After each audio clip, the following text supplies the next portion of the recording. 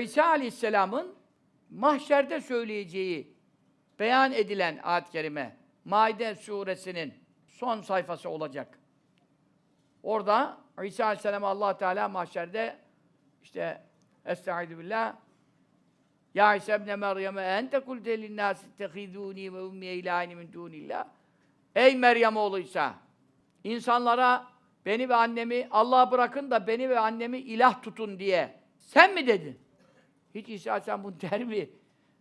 Fakat İsa Aleyhisselam'a bu hitap geldiği zaman İsa Aleyhisselam tiril tiril titredi. Hatta mahşerde İsa Aleyhisselam'ın başına gelecekler anlatılıyordu. Yani bu ayet ona tevcih edildiğinde İsa Aleyhisselam'ın imtihanı.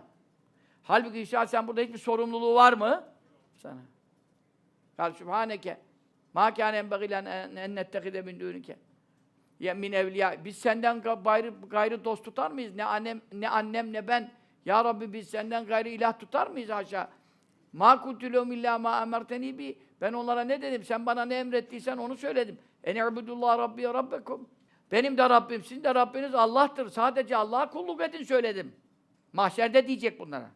Ama ve kuntu aleyhim şehiden mâ dumtu fîhim. İçlerinde olduğum sürece ben şahit oldum. Başlarında durdum. Senden gayrine taptırtmadım. Kendime taptırtmadım. İsa Aleyhisselam sağken kimse ona tapmadı.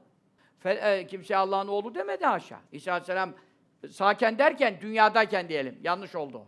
Sağken deyince vefat etti manası çıkar haşa. Hiç vefat etmedi. Yani dünyada içlerindeyken diyor.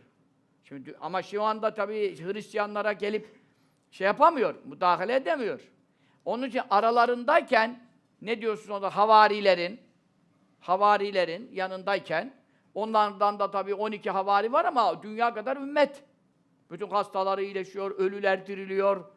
Değil mi? Ne mucizeler, bütün dünya aklı peşine gidiyor. Ya ben aralarında bulunuyorken kimseyi ne kendime taptırdım ne anama taptırdım. Ama felemma teveffeyteni kunte ente rakib alim. Beni vefat ettirince buradaki vefatta işte Mustafa Karataşlar delil alıyor. Niye delil alıyorlar bunu? Öldüğüne. Haşa! Bu ayete ehli sünnet uleması ne mana veriyor? Teveffi tam manasıyla almak demek. Yani beni göklere alınca. Çünkü öbür ayeti oku. Ve mâ katelû, onu öldüremediler diyor ayet. Ben rafa'ullah aleyh, Allah onu kendi katına, ikinci kat semaya kaldırdı. Bu ayetle bu ayeti beraber okuduğun zaman buradaki teveffiden maksat nedir? Beni aldığın zaman. Sen ki beni onların arasından aldın. Künte ente rakib aleyhim. Gözcüleri sen oldun. Ve ente alâ külli şeyin şehid. Zaten sen her zaman herkese şahitsin. Ben ne yapabilirim şimdi? Bana tapıyorlar, bana Allah'ın oğlu dediler haşa ben. Elimde ne var? Ama İsa Aleyhisselam mahşerde bu hitaba muhatap olduğu zaman aman ya Rabbel alemin. Ne hallere girecek, ne hallere. Halbuki hiç sorumluluğu yok ama cezası da yok. Ama Mevla sen mi dedin? Allah Allah. Ayet böyle. Bunun üzerine İsa Aleyhisselam diyor ki İn tuazzibhum fe innehum ibaduk. Esas ayet şimdi bu. Ya Rabbi sen onlara azap edecek olursan yani bütün ümmetime bana artık ne diyeyim sana havarilerden olsun, Nasara'dan olsun, dinini bozmadan, dini tahrif etmeden önceki ruhban sınıfı hakiki rahiplere olsun, sonra dini İncil'i tahrif ettikten sonrakilere olsun.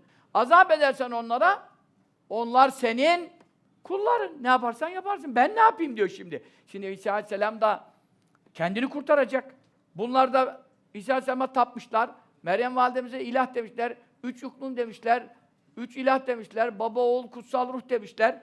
Müşrik olmuşlar. İsa Aleyhisselam'ın ümmeti.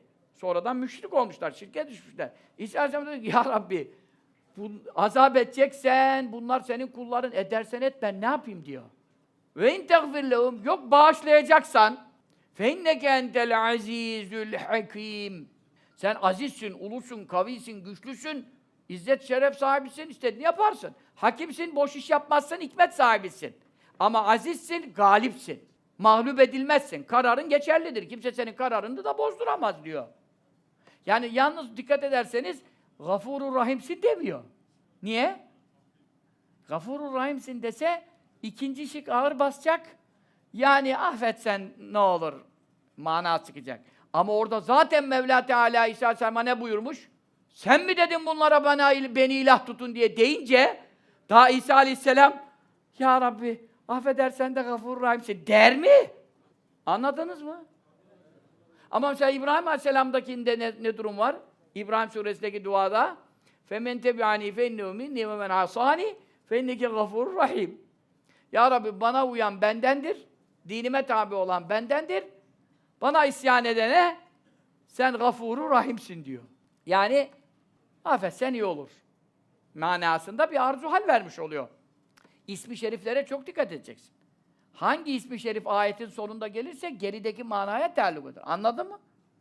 Şimdi burada da İsa Aleyhisselam'a zaten Mevla ne buyuruyor? Ente kulte linnâsi ittehizûni ve hum ilâni minne. Sen mi dedin beni de anamı da ilah tutun? İsa Aleyhisselam gökler yerler yıkıldı başına ya. Şimdi İsa Aleyhisselam da ne dedi en sonunda? Ya Rabbi azap edersen bunlar senin kulların, mal da senin, mülk de senin, kul da senin, ne yaparsan yap. Affedersen de Gafurur Rahim'sin der mi? Zaten adam şirk koşmuş. Yani İsa Aleyhisselam'a ilah yapmış. Ona Gafurur Rahim der mi İsa Aleyhisselam hemen? Ne demiş? Sen aziz ve hakimsin demiş. Değil mi şimdi? Azizsin ne demek? Galipsin. Aciz değilsin. Ne istediğini yaparsın. Ben ne diyeyim sana de. Şimdi bu ayet-i kerimenin yarın mahşer gününde İsa Aleyhisselam'a tevcih edileceği, bu hitabın İsa Aleyhisselam'a da cevap vereceği. Bu usta rivayetler, tabi tefsirlerde uzun manalar var. Şimdi dersimiz o değil. Mevzu bu.